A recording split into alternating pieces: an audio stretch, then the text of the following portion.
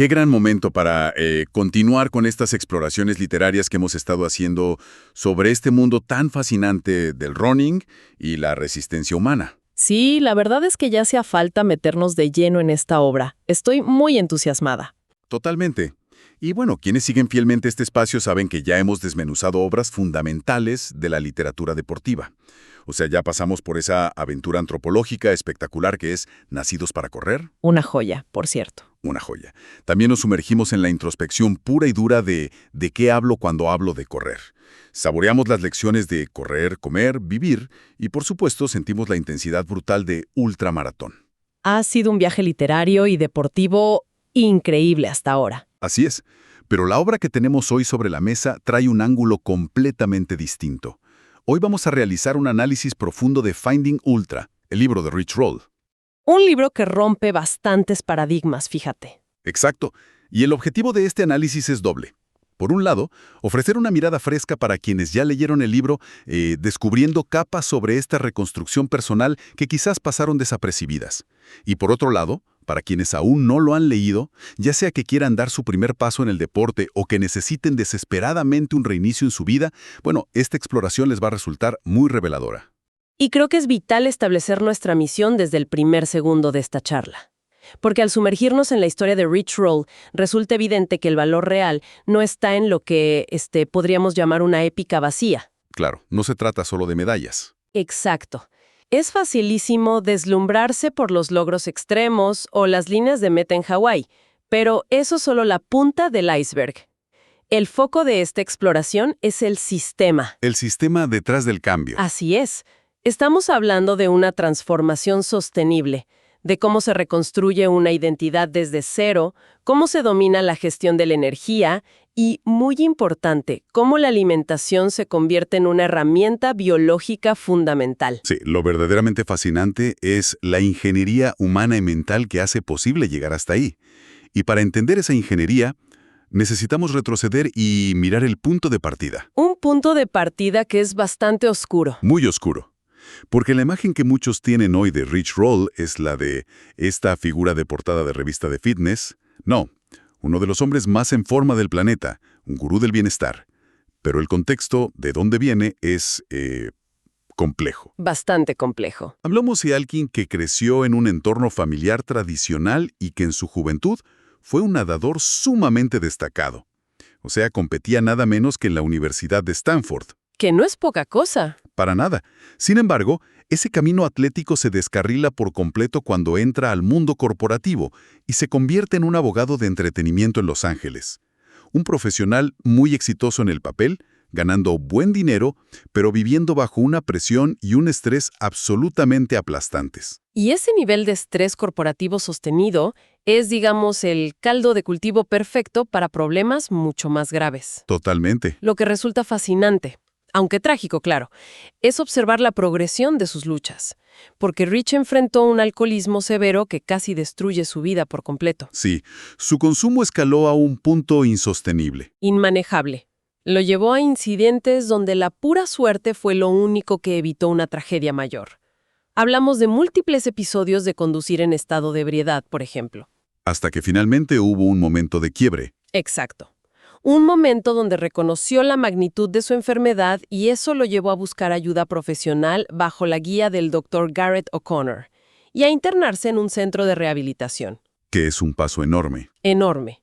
Y allí comprendió algo vital. Comprendió que su adicción no era una falla moral única o una debilidad de carácter, sino una enfermedad clínica que requería un tratamiento estructurado. Pero aquí es donde la historia da un giro que me parece súper común en la sociedad moderna y del que, fíjate, casi no se habla. La sustitución. Exactamente, la sustitución de adicciones. Porque Rich logra mantenerse sobrio. Pasa 8 años sin probar una sola gota de alcohol. Cualquiera diría que el problema está resuelto, que es un hombre nuevo. Claro, desde afuera parece una historia de éxito terminada. Pero lo que hace su cerebro es aplicar esta sustitución. Cambió el alcohol por la comida chatarra, por el azúcar y por un estilo de vida implacablemente sedentario. Y así es como llega a sus 39 años, cargando 22 kilos de sobrepeso, que son unas 50 libras, Deprimido y agotado. y completamente desconectado de esa vitalidad que tenía en su época de Stanford. Es que es un fenómeno muy documentado en psicología. Cuando eliminas un mecanismo de afrontamiento tóxico, como el alcohol en este caso, pero no resuelves el estrés subyacente que lo detonaba. El cerebro busca otra salida. Exacto. El cerebro busca desesperadamente otra fuente de dopamina rápida. Y para un abogado con jornadas de 14 horas, la comida ultraprocesada que puedes comprar desde la ventanilla del auto se convierte en el nuevo sedante. Una pastilla para el estrés en forma de hamburguesa. Tal cual. Y el peligro de esta nueva adicción es que es socialmente aceptable. Nadie interviene porque te comas 2 hamburguesas dobles después de un día difícil en la oficina. Nadie te dice nada, claro. Pero el daño interno se va acumulando de manera silenciosa, hasta que el cuerpo simplemente dice basta. Y ese basta llega en una escena que en el libro está descrita con una crudeza que te hiela la sangre. Es un momento cinematográfico. ¿Lo es? Es la víspera de su cumpleaños número 40. Rich acaba de tener un atracón monumental de comida rápida frente al televisor, ahí en la sala de su casa. Se dispone a ir a dormir y empieza a subir las escaleras. Algo tan cotidiano. Algo que haces todos los días. Y al llegar apenas al 8º escalón, su cuerpo colapsa. Uf. Tiene que detenerse. Siente una opresión terrible en el pecho o le falta el aire. Empieza a sudar frío y sufre un ataque de pánico en toda regla. O sea, un hombre de casi 40 años, derrotado por 8 escalones en su propia casa. Es una imagen fuertísima. Y ahora, quiero hacer de abogado del diablo aquí, porque la gente tiene sustos médicos todo el tiempo. Un dolor de pecho, un viaje a urgencias, prometen cambiar, comen ensalada una semana y luego vuelven a lo mismo. Es el ciclo clásico. Exacto. Entonces, ¿por qué este incidente en la escalera fue diferente? ¿Por qué se convirtió en un cambio real y permanente? Esa es la pregunta central de todo esto. Y la diferencia radica en la profundidad del impacto psicológico que tuvo en ese instante exacto. ¿A qué te refieres? A que, mientras intentaba recuperar el aliento en ese estalón, Rich experimentó una visión aterrorizante y clarísima de su propio futuro. Se dio cuenta de que si continuaba en esa trayectoria, su cuerpo iba a fallar pronto y no estaría vivo para caminar con su hija hacia el altar el día de su boda. ¡Wow! Y a esto se le sumó el peso de su genética. Recordó vívidamente la muerte prematura de su propio abuelo a causa de enfermedades cardíacas. Así que no fue un simple susto médico, fue una colisión frontal con su propia mortalidad. Claro. Ahí el combustible de la motivación cambia por completo. Porque el cambio real, ese caño que sostiene a una persona levantándose a las 4 de la mañana para entrenar durante años, rara vez nace de un deseo superficial de entrar en una talla de pantalón. O de verse bien en la playa. Fue darse cuenta de que su estilo de vida era, literalmente, un suicidio en cámara lenta. Totalmente. La incomodidad extrema y el miedo se convirtieron en el catalizador indispensable para desmantelar su vida y reconstruirla. Y es aquí donde entra la primera fase de su sistema, que mencionamos al principio, la reconstrucción biológica a través de la alimentación. Así es. Y fíjate que la decisión no fue hacer pequeños ajustes graduales. Con el apoyo incondicional de su esposa Julie, que ya tenía un entendimiento profundo del bienestar y la medicina alternativa, Rich optó por un reseteo radical. Un corte de tajo. Comenzó con una desintoxicación extrema a base de jugos que duró 7 días. A ver, un segundo. Pasar de ser un adicto a la comida rápida a consumir únicamente jugos y plantas de un día para otro, suena una receta perfecta para el desastre. Suena terrible, ¿sí? Digo, la mayoría de las personas que intentan cortes tan radicales sufren un colapso de energía, dolores de cabeza terribles y terminan abandonando al tercer día. ¿Cómo logró evitar el clásico rebote de las dietas extremas? Es un gran punto. El rebote suele ocurrir cuando la restricción no tiene un propósito nutricional real detrás, sino que es solo una reducción calórica para bajar de peso. Claro, matarse de hambre. Exacto. Pero en su caso, esos 7 días no fueron una dieta para perder peso, fueron una intervención médica, por así decirlo, para romper la dependencia química al sodio, al azúcar refinado y a las grasas saturadas. Una desintoxicación real. Sí, y los primeros días fueron miserables. Él mismo documenta una niebla mental y una fatiga considerables. Me imagino, el síndrome de abstinencia. Pero, al limpiar su sistema, para el día 5 empezó a sentir una claridad y una energía que no había experimentado en décadas. Ese reseteo de una semana fue el puente biológico necesario para adoptar lo que él bautizó como la dieta Plant Power. Plant Power, el poder de las plantas. Y hace un esfuerzo muy consciente en el libro por separar esta dieta del término puramente vegano. Y esa distinción me parece fundamental explorar, especialmente hoy en día, donde los pasillos de los supermercados están llenos de productos ultraprocesados con la etiqueta que dice vegano. Es que el término vegano define lo que no comes, no la calidad de lo que sí comes. Totalmente. Un paquete de galletas procesadas, papas fritas industriales y refrescos azucarados pueden ser técnicamente veganos. Pero son un desastre metabólico. Un veneno sí. El paradigma Plant Power se centra en la optimización de la salud a través de alimentos integrales, densos en nutrientes y en su estado más natural posible. Rich adoptó una regla muy pragmática: ¿Cuál es? hacer las compras exclusivamente en el perímetro exterior del supermercado. Ah, claro, donde están los alimentos frescos. Exacto, donde están los vegetales frescos, las frutas, las legumbres y los granos enteros, evitando por completo los pasillos centrales, que son básicamente un cementerio de cajas y conservantes. Es fascinante ver cómo este cambio nutricional resolvió su problema del combustible. Porque, para quienes estamos inmersos en el mundo de la resistencia, sabemos muy bien que la industria deportiva nos empuja constantemente a consumir geles, polvos y suplementos ultraprocesados para obtener energía. Todo empaquetado y lleno de químicos. ¿Sí? Pero Rich demostró que al cambiar la composición de su cuerpo con comida real, con carbohidratos complejos y una densidad nutricional altísima, sus células empezaron a funcionar de manera diferente. Su energía se disparó, no por picos de cafeína o azúcar, sino por una eficiencia metabólica real, y perdió los 22 kilos sin siquiera enfocarse en el peso. Porque el peso fue un efecto secundario de sanar el metabolismo. Exactamente. Hay una frase que él plantea y que resume esto perfecto: eres lo que comes. Si consumes alimentos muertos y procesados, te vas a sentir letárgico. Si consumes alimentos vivos y ricos en nutrientes, tu cuerpo responde con vitalidad. Tiene todo el sentido del mundo. Pero, como bien sabemos, tener una reserva nueva y masiva de energía es solo el primer paso. Sí, porque si no sabes cómo canalizarla, el riesgo de lesión o de sobreentrenamiento es inminente. Así es. Y eso nos lleva directamente al segundo pilar de su sistema, que responde a esa pregunta de cómo evitar el arranque y freno. Porque es muy común ver a alguien que mejora su dieta, se siente increíble, sale a correr un lunes como si estuviera en las Olimpiadas, el martes le duelen hasta las pestañas y el miércoles abandona el deporte para siempre. El clásico ciclo de frustración. Aquí es donde la intervención de su entrenador, Chris Hoth, se vuelve una clase magistral.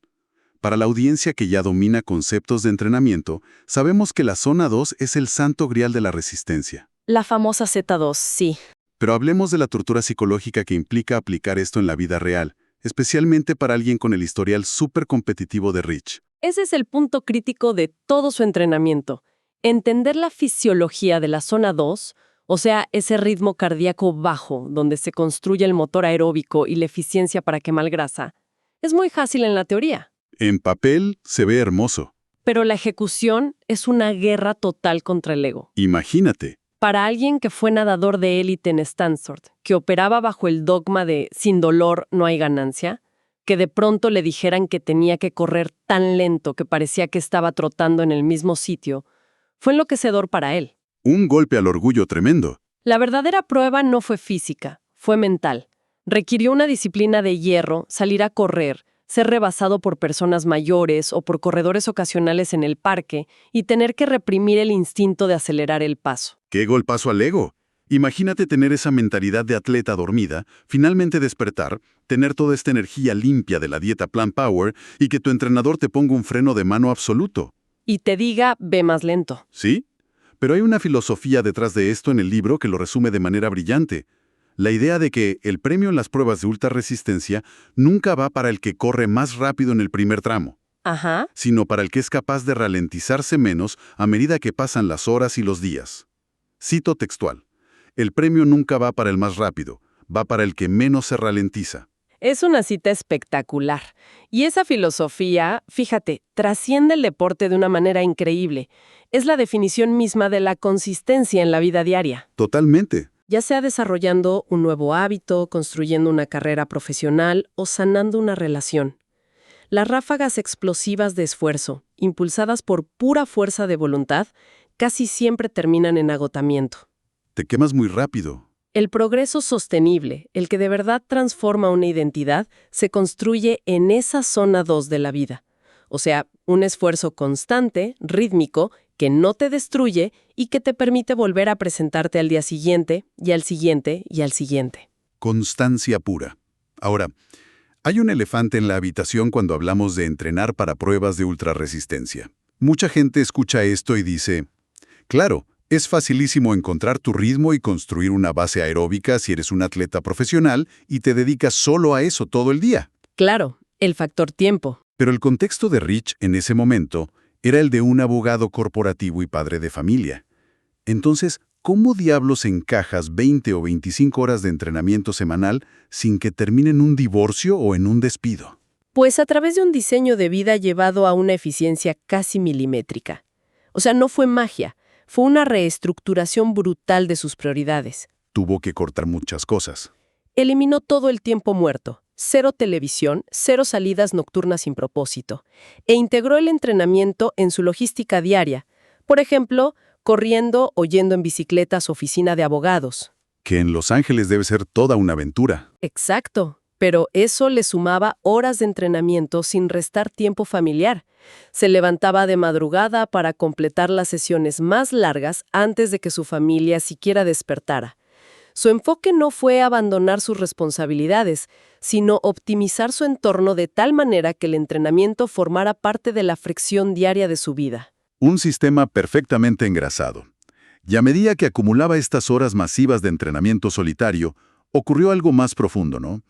Su sistema dejó de ser puramente logístico o físico y se transformó en algo que podríamos llamar una recalibración mental, incluso espiritual. Sí, es una evolución natural en los ultracorredores. Porque pasar horas y horas de movimiento continuo, a solas con tus pensamientos, te obliga a enfrentar los mismos demonios que antes silenciabas con el alcohol o con la comida chatarra. Efectivamente, el deporte de resistencia se convirtió en su nueva meditación. Pasó de estar obsesionado con los tiempos, los ritmos y esta idea tóxica de demostrarle algo al mundo a experimentar una inmersión profunda en el momento presente. Una quietud en medio del esfuerzo.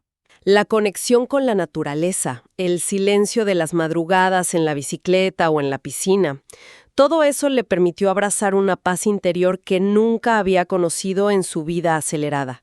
El miedo y la ansiedad por el futuro se fueron disolviendo y fueron reemplazados por una fe profunda en el proceso diario. Y vaya que el proceso funcionó, porque cuando llevas ese nivel de consistencia, paciencia y combustible limpio a su máxima expresión, los resultados de verdad parecen de ciencia ficción. Son asombrosos. Hablemos de cómo todo este sistema se puso a prueba en la realidad, comenzando por su incursión en el Campeonato Mundial Ultraman en 2009. Para dar un poco de contexto a quienes nos escuchan de la magnitud de esto, es una carrera que rodea toda la isla grande de Hawái.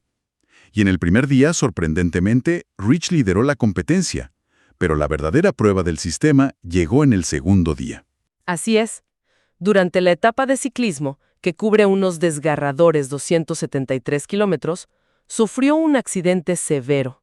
Un choque fuerte. Chocó, destrozó parte de su bicicleta y su cuerpo absorbió un golpe tremendo.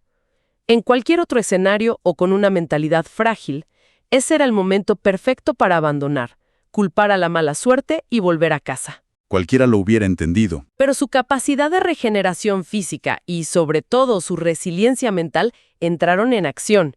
Reparó lo que pudo de la bici, se volvió a subir y no solo logró terminar esa etapa, sino que culminó los 3 días de la competencia en el 6º lugar general. Es una locura. Una demostración absoluta de que su motor aeróbico y su mente estaban completamente blindados. 6º lugar en el mundo después de chocar, pero si el Ultraman demostró que el sistema funcionaba, lo que hizo al año siguiente, en 2010, desafió cualquier explicación biológica y lógica.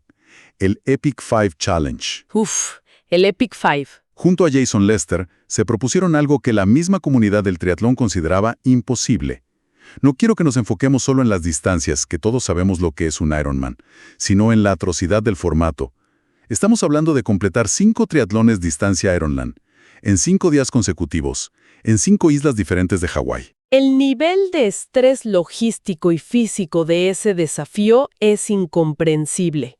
No es solo el desgaste muscular y articular de nadar, pedalear y correr todo el día. Que ya de por sí es sobrehumano. Es terminar una de estas pruebas monumentales, tener que desarmar la bicicleta rápido, correr hacia un aeropuerto, tomar un vuelo comercial a otra isla, lidiar con retrasos, Esperar en las terminales. tratar de dormir 2 o 3 horas en el suelo o en un asiento de avión incómodo, llegar de madrugada, armar la bicicleta de nuevo, rezar para que no falte ninguna pieza y meterse al océano oscuro para empezar el siguiente Ironman. Es una tortura. La privación del sueño combinada con un gasto calórico estratosférico normalmente destruye el cuerpo humano. Y entonces, ¿cómo es posible que su cuerpo no se apague por completo bajo ese nivel de abuso constante? Porque el sistema de recuperación era superior al nivel de destrucción. Ah, claro. Durante el Epic 5, la dieta Plant Power demostró su máxima eficacia.